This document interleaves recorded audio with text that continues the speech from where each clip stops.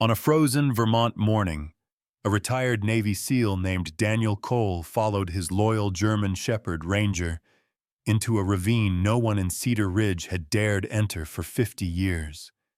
Locals whispered it was cursed, but what Daniel found buried beneath moss and stone wasn't a legend. It was the truth the whole town had tried to forget. Inside a crushed '69 Camaro lay the remains of Michael Turner, the man everyone swore had stolen charity money and run away with another woman. But beside those bones sat a metal cash box, still sealed, and a tape recording of a father fighting through a blizzard to save his dying daughter. A recording no one had ever heard, until now. And when Daniel pressed play, the town was forced to confront a truth darker, kinder, and far more heartbreaking than any rumor they'd ever spoken aloud. If you're ready for the full story, the injustice, the redemption, and the drive that was finally finished after 50 years, hit follow, stay with us till the end, and comment where you're listening from. Or simply type Amen for every parent who ever tried their best. The last stretch of autumn in the Vermont mountains had a way of thinning the world down to essentials. The maples that once burned with red and gold now stood mostly bare, their branches rattling like old bones in the sharp morning wind. Frost clung to everything: fallen leaves, fence rails, even the rough cedar steps of the small cabin tucked at the edge of the national forest. It was a lonely place, but for Daniel Cole, loneliness had become a familiar companion. Daniel stepped out onto the porch, pulling the collar of his flannel-lined field jacket tight against his neck.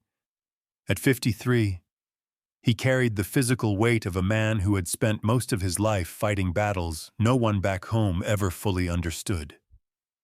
He was tall, broad-shouldered, his frame still hard despite the stiffness that had settled into his knees and lower back after years in the Navy SEALs.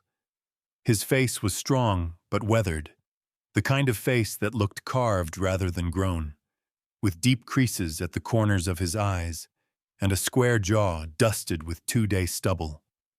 His hair, once black, had faded into a mix of gray and charcoal, always a little unkempt. His eyes were a stormy blue, steady, quiet, carrying a heaviness no one could see unless they looked long enough. Losing a child could hollow a man out, and the death of his son, Tyler, had carved a canyon through Daniel's soul that never quite closed. A winter storm had grounded all flights the night Tyler's condition worsened overseas, and Daniel had been stuck in a military terminal, helpless, the clock marching past him just as it marched away with his boy's final breath. Since that night, he had retreated to Cedar Ridge, the mountains becoming his refuge from the noise of the world and from himself. The crunch of paws on frozen earth broke his thoughts. Ranger, his German shepherd, trotted up the porch steps with the confident ease of an animal built for both power and precision. Ranger was 6 years old, large even for his breed, with a thick coat of sable and charcoal fur that rippled over strong muscle. His amber eyes were sharp and intelligent, the same eyes that had once scanned hostile Cyatron. Terrain beside Daniel on missions continents away. The dog moved with a quiet, disciplined grace, trained for combat, search, and rescue, but just as capable of curling up beside the stove on cold nights when Daniel's memories pressed in too close. "You ready, buddy?" Daniel murmured, slipping on his gloves. Ranger answered with a soft huff and nudged Daniel's leg insistently, urging him into motion. They set off on their usual morning patrol along the tree line, following a narrow trail that wound through the pines and birches. The forest was still, the way it always was after the fall tourists left town. Cedar Ridge, a settlement of barely 800 people, lay a few miles down the valley, quiet as a postcard. Locals liked to say the mountains kept their secrets. Some secrets, Daniel thought, buried deeper than others. As they walked, Ranger ranged ahead a few yards, nose to the ground, tail moving with calm focus. Daniel watched the dog carefully. He trusted Ranger's instincts more than most people he had served with.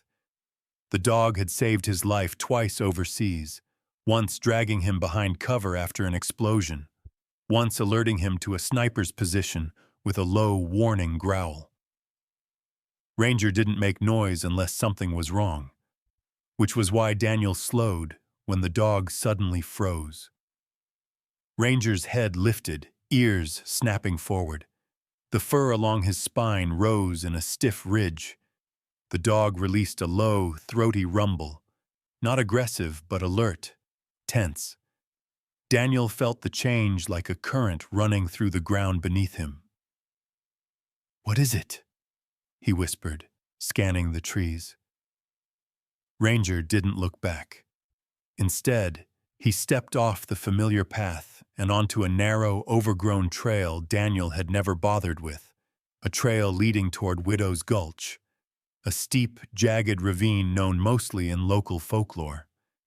The old logging bridge that had once crossed it collapsed during a brutal blizzard back in the 1970s. Since then, hikers avoided it. Locals called it cursed. Ranger took 3 deliberate steps down the trail, then turned his head and locked eyes with Daniel. Nothing in that expression was casual. It was a request. No, a summons. "Ranger," Daniel warned. "Not today." The dog ignored him, a rare and unsettling thing.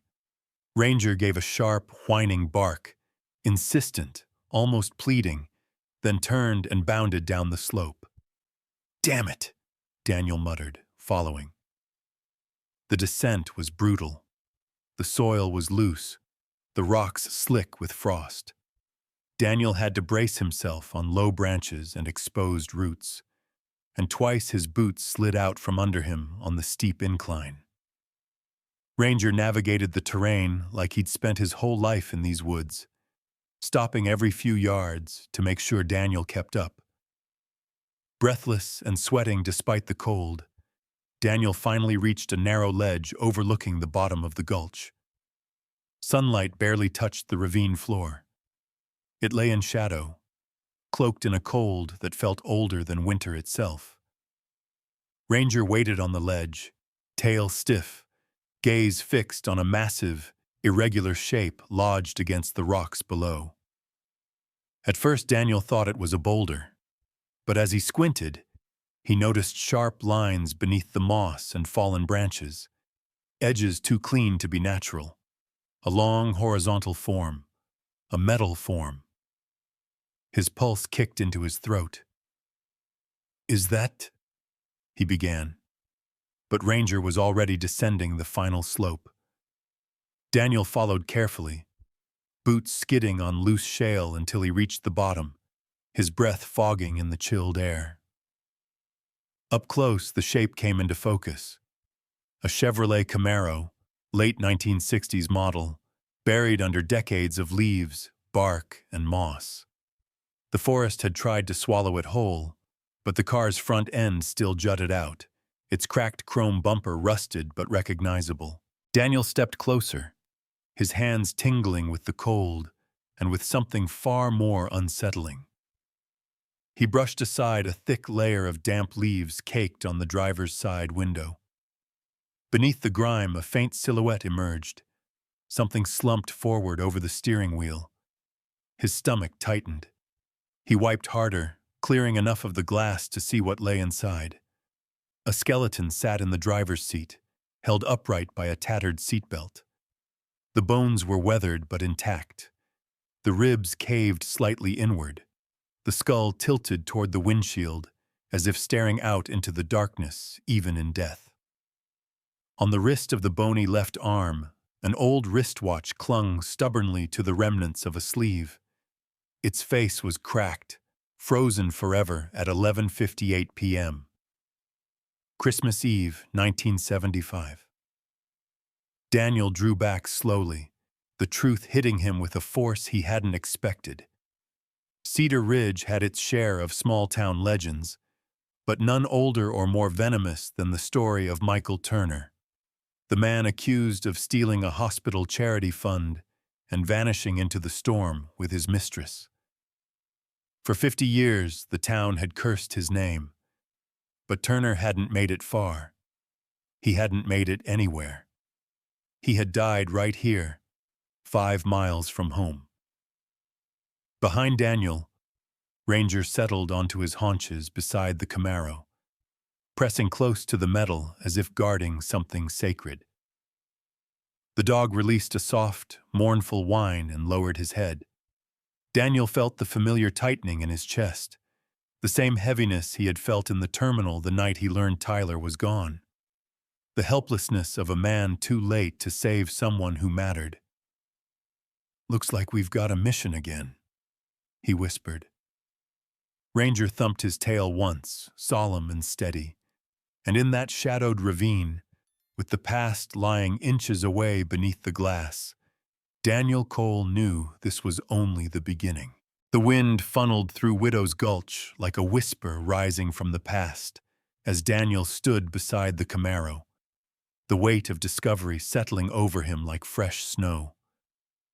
Ranger kept close, his thick sable fur brushing Daniel's leg, amber eyes flicking between his owner and the half-buried vehicle, as though guarding both at once.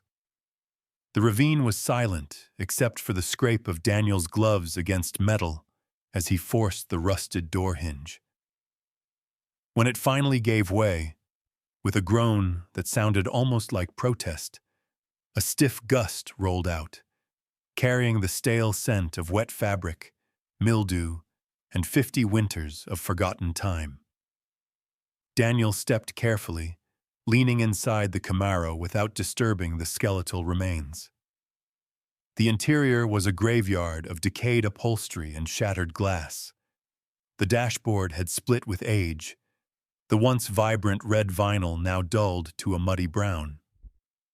Ranger stayed at the door, ears pricked, every muscle still, as if understanding the sacredness of the moment.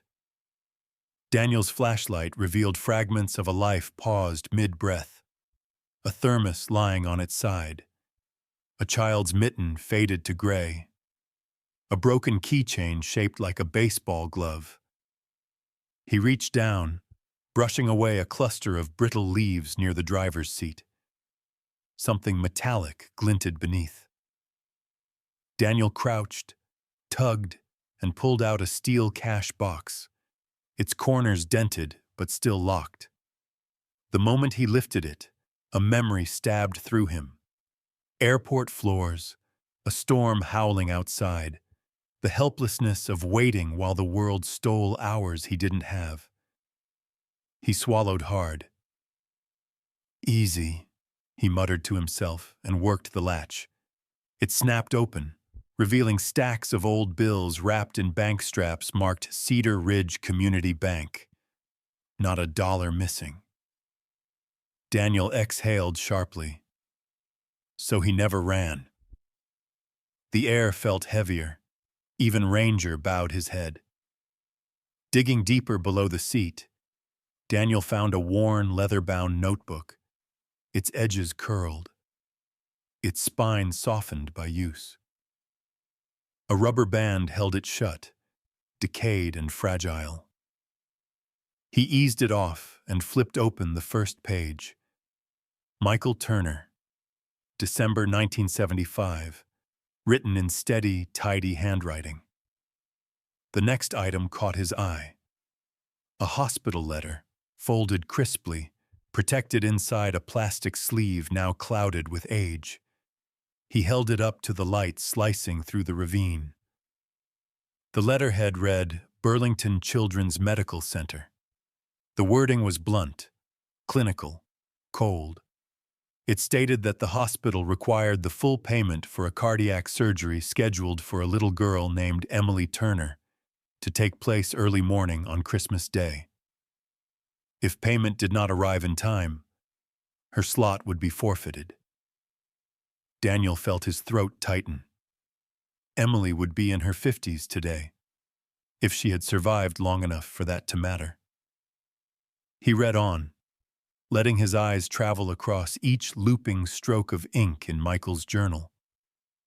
The entries began 2 weeks before Christmas. Michael had been pawning tools, selling old furniture, borrowing small amounts from friends. He wrote about sleepless nights beside his daughter's bed, about his wife's fear and his own breaking resolve. The storm warning had come early on the 24th, shutting down the main route north. He wrote about taking the logging road instead, the only shot we have. His final entry, jagged and smeared, described the bridge collapsing, the fall, the pain tearing through his leg. He mentioned hearing church bells from Cedar Ridge, taunting him with their nearness while he remained trapped in darkness. His final words, written with almost no pressure left in the pen, read, "I tried, Em. Daddy tried." Daniel closed the notebook slowly, palms trembling. Ranger nudged his arm, sensing the shifting undercurrent inside him. The journal wasn't just a record. It was a mirror, reflecting the moment Daniel had failed Tyler when a winter storm swallowed his way home. The memory rose, cruel and vivid. The frantic phone call from the medical base overseas, the scramble to catch a transport plane, only to be grounded by weather. The way he had paced the terminal floor until a young medic approached him with eyes already apologizing. "We are not doing that again," Daniel whispered beneath his breath, though whether he meant failing a child or failing a dead man's name, even he did not know. He set the journal beside the cash box and continued searching the Camaro. Something wedged between the seat and the center console caught his eye. A cassette tape inside a cracked plastic shell, its label worn but still faintly legible. "Turner, Deck 24. Daniel held it carefully, knowing the moisture and cold had likely damaged it. But damaged didn't mean lost. Something about the tape made the air around him feel expectant. Ranger's ears flicked, and he let out another soft rumble, not warning this time, almost recognition. "We're taking this with us," Daniel said. He backed out of the Camaro, standing fully in the thin light filtering through the ravine. The cold pressed against him, but he barely felt it. With the journal tucked into his jacket and the cash box in his hands, he felt the weight of a story no one had been willing to hear for half a century. The injustice of it struck him harder than he expected. He looked up toward the ridge where the sky was turning a deeper slate gray with the coming evening.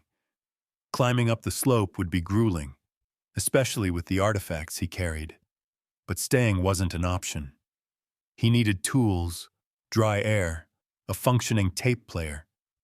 He needed answers, and evidence strong enough to confront a whole town that had buried the truth out of convenience.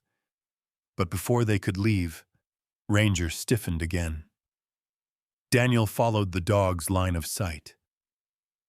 Near the fallen trunk at the far edge of the ravine, a shadow moved. Just enough to break the stillness.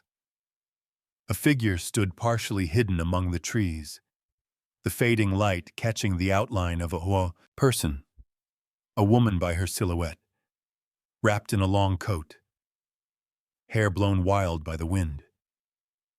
Daniel's pulse spiked. He hadn't heard any approach. The ravine should have echoed footsteps. Ranger growled, low and warning, stepping forward. The woman didn't move closer. She didn't run either. She simply watched, her posture rigid, her face obscured by distance and shadow. Daniel strained his eyes, adrenaline urging him to reach for the folding knife on his belt. "Ranger," he murmured, "stay." For a breathless moment, the woman remained still, then turned abruptly and disappeared into the tree line without a sound, leaving only the rustle of branches swaying behind her. Daniel stared after her, heartbeat hammering, the unease crawling up his spine sharper than the cold wind. Widow's Gulch had been abandoned for decades, so what the hell was someone doing watching them from the shadows? And why now, on the day the truth surfaced?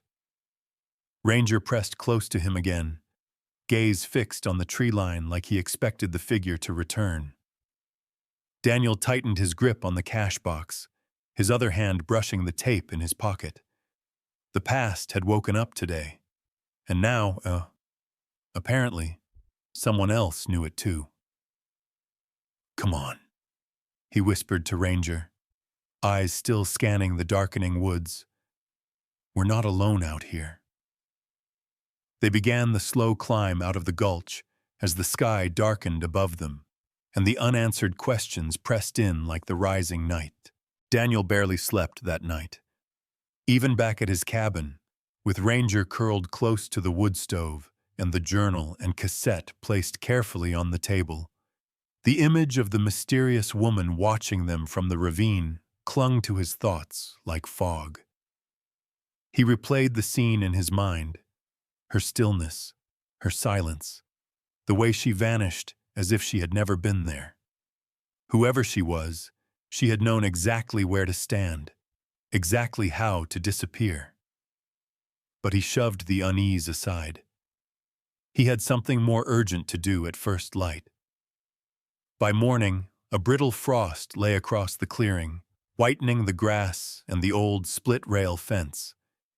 Daniel loaded the cash box, the hospital letter, and a photocopy of several pages from the journal into a weathered satchel he had carried through more than one deployment. Ranger hopped into the truck before Daniel even opened the door fully, the dog's breath puffing in tiny clouds. Daniel ruffled the thick fur behind Ranger's ears. "This won't be easy," he warned. Ranger responded with a soft, resolute chuff.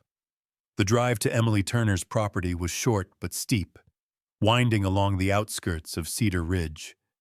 The road led to what had once been a thriving dairy farm, but now looked tired and sunken into itself. The farmhouse, a two-story structure with peeling white paint, sagged slightly on one side. Weeds choked the fence line, and an old red barn leaned like a drunk against the wind. Smoke curled weakly from the chimney, the only sign of life. Emily Turner stepped out onto the porch before Daniel could knock. She held a metal shovel in one hand and a coffee mug in the other. Emily was in her mid-50s, but carried the air of someone who had lived 2 lifetimes. Her frame was wiry, almost gaunt, with shoulders slightly hunched, as if bracing for blows she expected long before they came. Her hair, an unruly mix of gray and sandy brown, was tied back in a loose knot, strands whipping across a face lined with deep, premature wrinkles. Her eyes were sharp, pale blue, and filled with suspicion hardened by decades of hurt. "What do you want?" she snapped before Daniel opened his mouth. Daniel kept his tone steady. "My name is Daniel Cole. I don't care who you are," she cut in. Her voice carried gravel and bitterness. "If you're here to ask about him, you can turn around. Now." Ranger stepped out of the truck, posture alert but controlled. Emily's gaze flicked to the dog, then back to Daniel, eyes narrowing. "I'm not asking anything," Daniel said slowly. "I found something yesterday, at Widow's Gulch." The coffee mug slipped slightly in her hand. She steadied it but didn't look away. "That place is off limits," she snapped. "People go poking around there when they want a ghost story. I'm not your ghost story." Daniel reached into the satchel. Emily raised the shovel instantly, her reaction fast and fierce, the motion of someone who had defended herself more than once. Daniel froze, palms open. "I'm not here to hurt you," he said quietly. "I've heard that before," Emily growled. Daniel nodded once and placed the satchel on the porch floor, slowly pushing it toward her with his boot. Your father didn't run off with stolen money. His car went off the bridge. He died trying to get to the hospital. I found all of it. Emily's face contorted. Anger, disbelief, something deeper flickering behind her eyes. Don't, her voice cracked. Don't you dare come here with lies. I've had 50 years of that town calling him a thief, a coward. You think I haven't heard every version of the story? It's not a story, Daniel said, gently but firmly. It's evidence. Emily's grip on the shovel tightened, knuckles white. Get off my land. Daniel took a breath. Emily, I found your father's journal, the hospital letter, the cash, every dollar he collected. He wasn't running. He was... I said get off, she screamed, swinging the shovel downward. Not at him, but at the satchel, sending it tumbling off the porch. Ranger leapt forward immediately, planting himself between Daniel and the oncoming threat, his muscles rigid, hackles raised but expression controlled, trained to neutralize danger, not escalate it. Emily stumbled back, startled not by aggression, but by how calmly the dog stood his ground. His posture wasn't violent. It was protective, dignified, like a silent argument against her belief that everyone approached her with harm in mind. For a long moment, nothing moved but the cold wind sweeping across the porch. Emily's chest heaved, breath shaky, her fury breaking into something raw. She looked at Ranger, then Daniel, then the satchel lying in the frost. You don't know anything about what this town did to my family, she whispered hoarsely. My mother died believing he abandoned us. And me? I've been spit on, shoved, called a thief's daughter. So no. I won't listen to some stranger who shows up after 50 damn years. Daniel's heart hollowed at her words, but he knew he couldn't force her to look. Not today. Not like this. He lowered his gaze. All right. I'll leave. He called softly. Ranger. The dog retreated at once. Emily stood motionless as they walked back to the truck. Her lip trembled, just once, before she turned away and slammed the door. As Daniel pulled away from the driveway, Ranger rested his head against the window, watching the house shrink into the distance. Daniel felt the failure settle over him like a second skin. Words had never been enough, not when he lost Tyler, and not now. He needed more than evidence. He needed someone who could help him turn a half-century of lies into truth. The Cedar Ridge Public Library stood near the center of town, a brick building with a sagging front awning and a single bench leaning crookedly beneath an old maple tree. Inside, the warm scent of paper and dust hugged the air. The librarian's desk was manned by Olivia Brooks, a young woman who looked almost too modern for the old building. 28, maybe 29, Olivia had long, chestnut-brown hair tucked into a high ponytail, glasses with thin black frames, and a style that mixed thrift store sweaters with bright sneakers. She radiated a quick, restless intelligence, as if her mind ran faster than her body could catch up.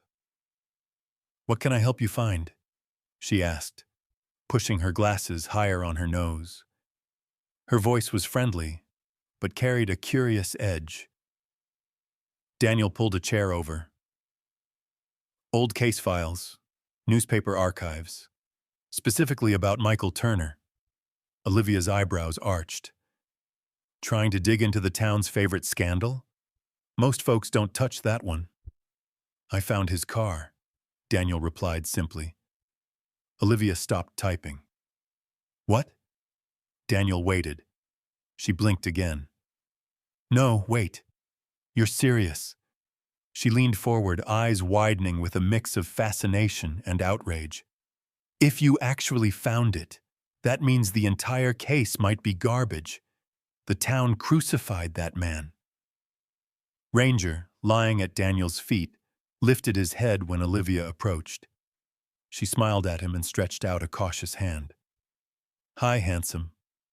Ranger accepted the greeting with a single, respectful blink. Olivia turned back to Daniel. Okay, tell me everything.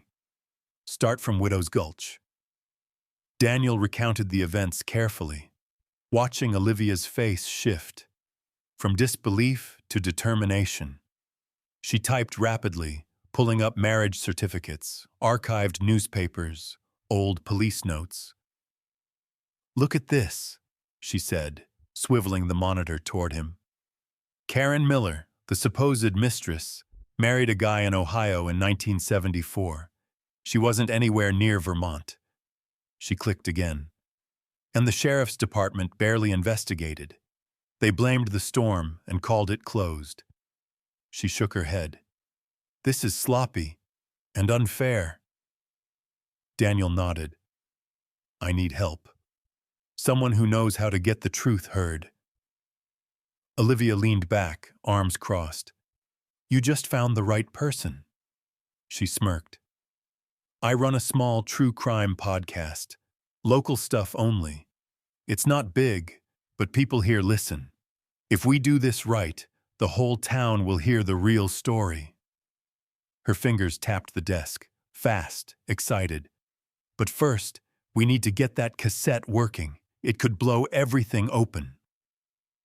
Before Daniel could answer, Ranger let out a sudden low growl, his gaze fixed on the library door. A silhouette passed the frosted glass, slow, watching, then moved out of sight. The same unease from the ravine returned like a cold hand closing around Daniel's spine. Someone was following them, and this time they were close. Daniel worked through the night inside the dim glow of his cabin, the only steady light coming from the old desk lamp he'd salvaged years ago. The cabin smelled of pine resin, old books, and wood smoke. Ranger lay stretched out beneath the table, his large body forming a warm, silent barrier between Daniel and the cold creeping in from the floorboards. Every so often, the German shepherd lifted his head, amber eyes following his owner's movements as if reading the tension carried in Daniel's shoulders. The cassette lay disassembled across the table like a delicate body awaiting surgery. The plastic case had cracked from decades in the ravine, and moisture had warped the tape inside. But Daniel had learned patience long before he learned grief. He rewound gently, using a pencil and tweezers, working by instinct. Part soldier, part mechanic, part man, desperate to resurrect a voice lost to time. Olivia had offered to help earlier, but Daniel preferred to do this alone. Some tasks required the quiet company of ghosts.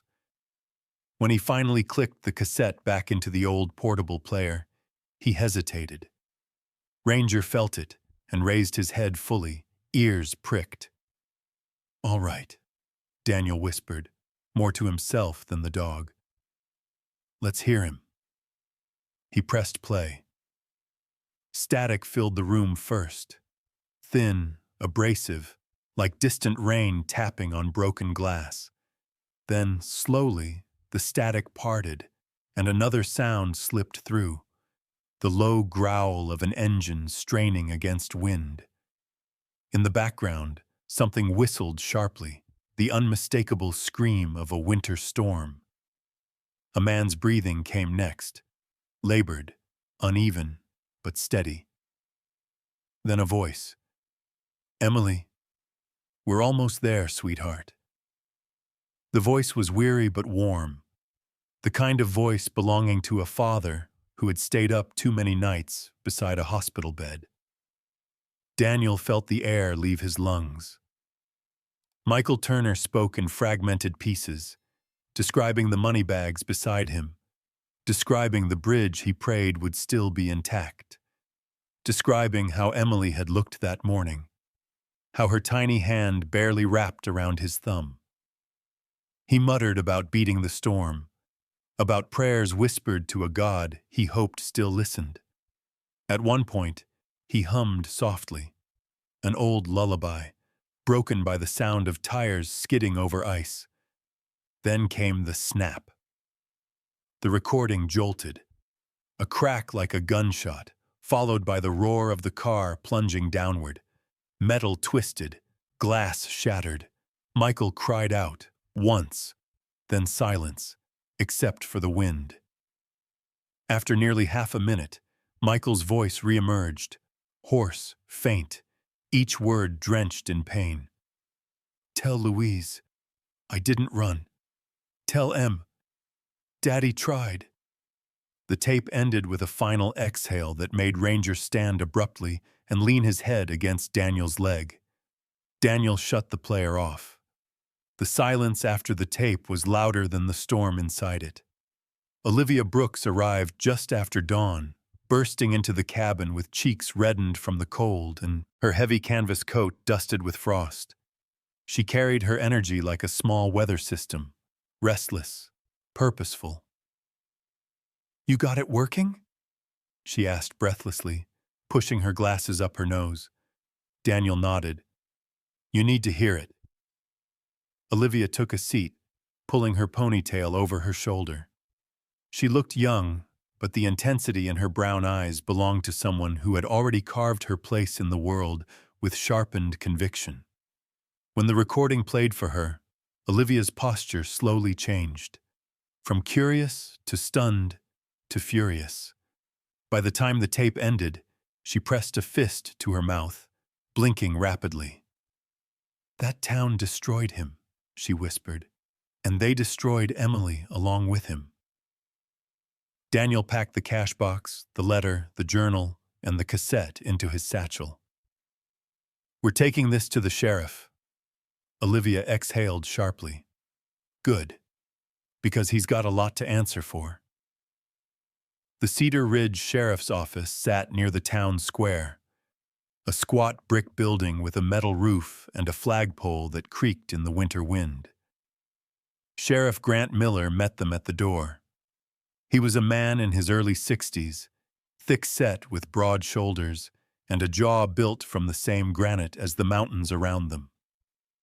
His once blonde hair had gone mostly white, and a neatly trimmed beard lined his chin. His eyes, gray and tired, carried the weight of a man who had spent too many years containing everyone else's trouble while avoiding his own. He crossed his arms as Daniel entered. "Cole, Brooks, this better not be another rumor." Daniel placed the satchel on the desk. "It's not a rumor. It's evidence you missed 50 years ago." Miller bristled.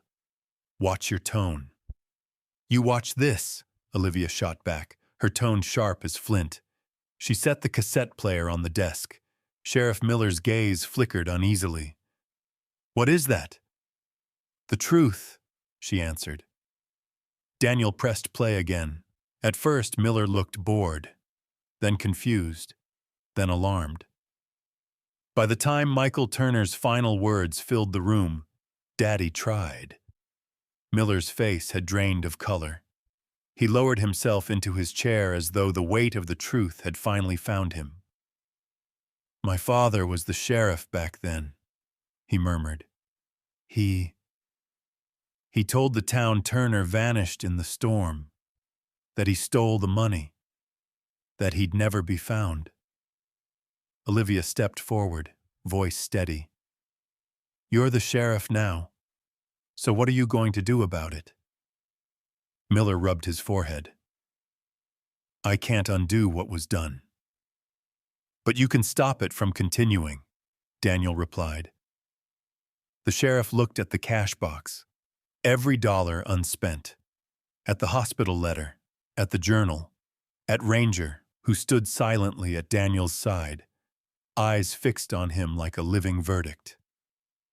After several long moments, Miller nodded.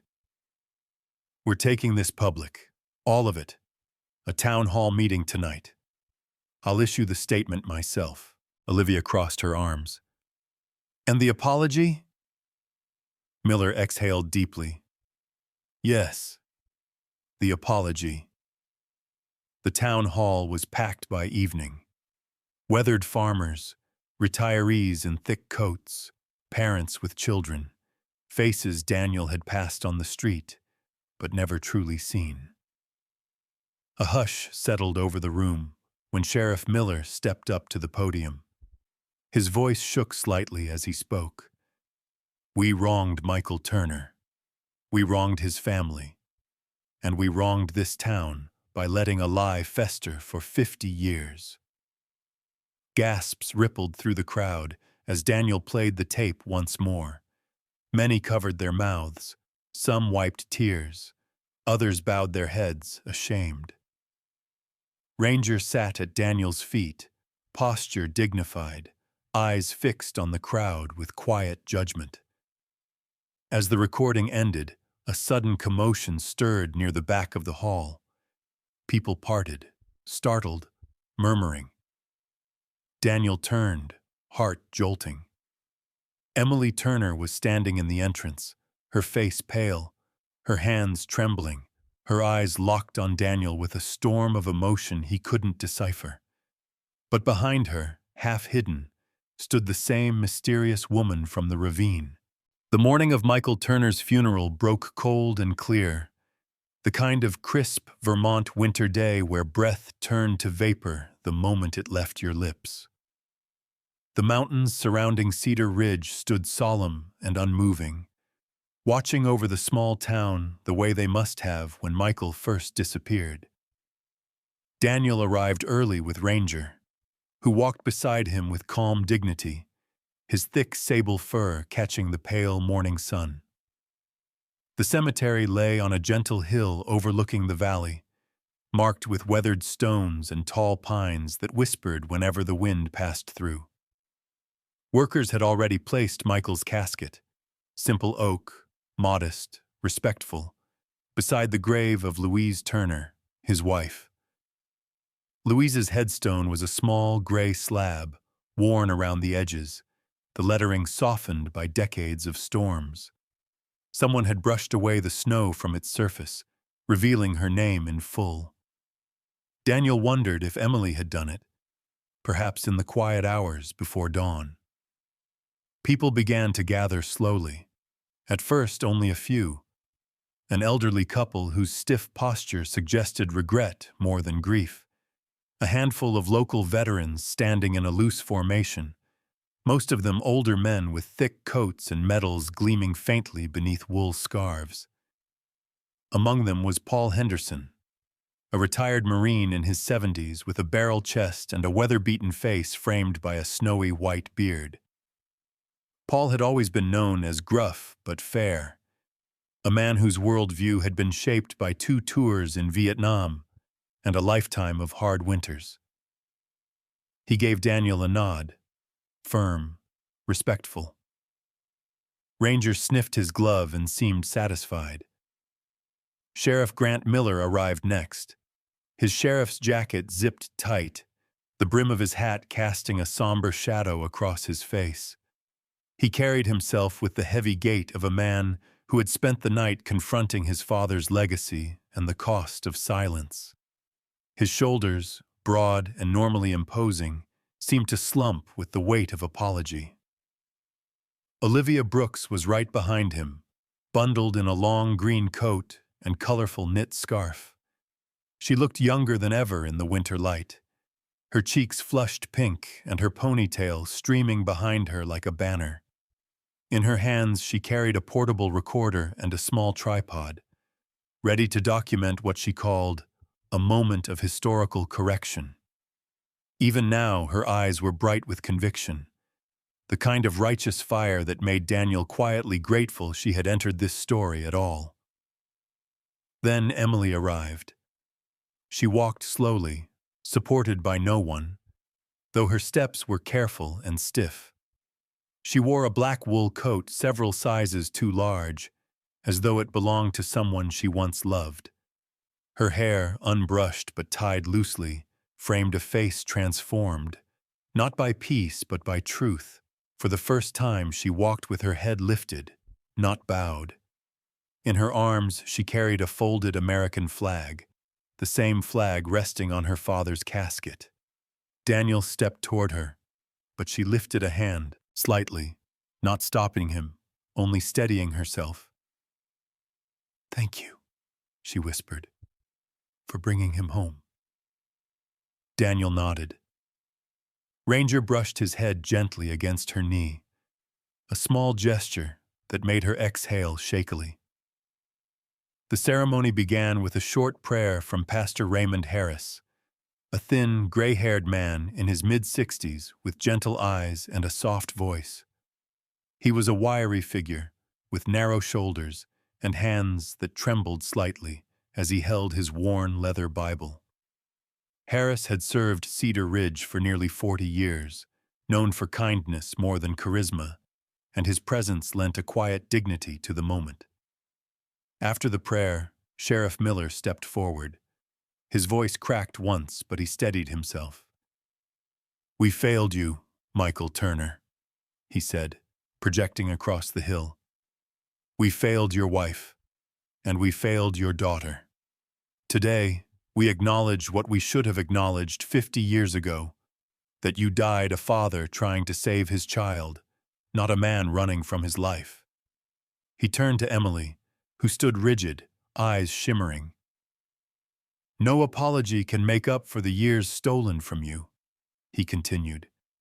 "But the truth belongs to you now, and we stand beside you." Emily pressed the folded flag to her chest and nodded, but she did not speak. When the time came to lower the casket, Daniel stepped forward in his old SEAL dress uniform. It fit a little tighter at the shoulders now, but he wore it with the solemnity of someone honoring a fellow father, not just a fellow service member. He raised his hand in a military salute, his posture straight, unwavering. Ranger sat beside him, head bowed as though he understood the ritual.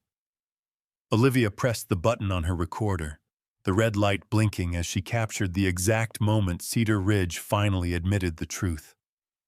Across the cemetery, a hush fell so complete that the soft creak of the lowering cables seemed unbearably loud.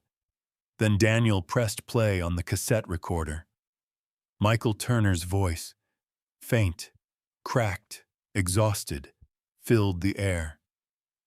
"Emily, we're almost there. Daddy tried." A sob escaped Emily's lips, sharp as broken glass. She covered her mouth, her shoulders shaking.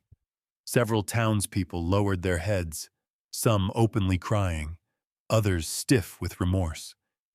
The lullaby that followed drifted across the cemetery like a ghost finally finding peace. When the recording ended, the mountains themselves seemed to exhale. That night, Cedar Ridge glowed. The townspeople began their quiet procession at dusk. One by one, residents walked the old dirt road toward the Turner farmhouse, carrying candles or lanterns, or small bouquets wrapped in twine. They placed them along the roadside, lining the path with warm, flickering lights that stretched for half a mile. Children helped set jars onto the snow. Elderly neighbors shuffled slowly, but insisted on adding their own candles, whispered apologies falling softly into the cold evening. Daniel and Ranger watched from the fence line as Emily stepped outside her front porch, the runway of light stretching from her door to the base of the hill. She clutched the folded flag against her chest as the townspeople bowed their heads to her, one by one. "No speeches," Olivia whispered beside Daniel. "Just presence. That's how small towns apologize." Daniel nodded. He understood. In the days that followed, Emily met with Olivia to establish the Michael Turner Heart Fund, dedicating the recovered $50,000 plus donations pouring in from across the county. Paperwork covered Emily's kitchen table, and Olivia helped translate legal jargon into clear steps, her fingers flying across her laptop while Emily tried her best to keep up. The fund would cover emergency costs for families of children needing cardiac surgery, ensuring no parent would ever again gamble their life against a snowstorm for a hospital bill. Podcasts, local radio, small papers, all began telling Michael's real story. Cedar Ridge was changing, and yet Daniel knew his part was drawing to an end. Emily invited him to stay. "There's a small cabin in the back pasture," she said. "It needs work, but it could be a home. You and Ranger would be welcome." Daniel felt the offer settle into him. Warm, tempting. A second chance at belonging. But belonging wasn't the same as healing. "I think," Daniel said quietly, "there are other roads I'm meant to walk before I settle anywhere." Emily nodded, tears soft but understanding. "Thank you for finishing my father's drive." Daniel placed a hand on her shoulder. "You finished it too." The next morning, Daniel loaded his truck. Ranger jumped into the passenger seat, circling once before settling with his head across Daniel's thigh. As they drove down the mountain road, the winter sun rose behind them, catching the snow in bright shards. Daniel leaned down, brushing Ranger's ear. "We were late for my boy," he murmured, voice thick. "But we weren't late for him. We finished a drive that should have ended 50 years ago." Ranger thumped his tail softly. Together they followed the open road toward whatever waited next.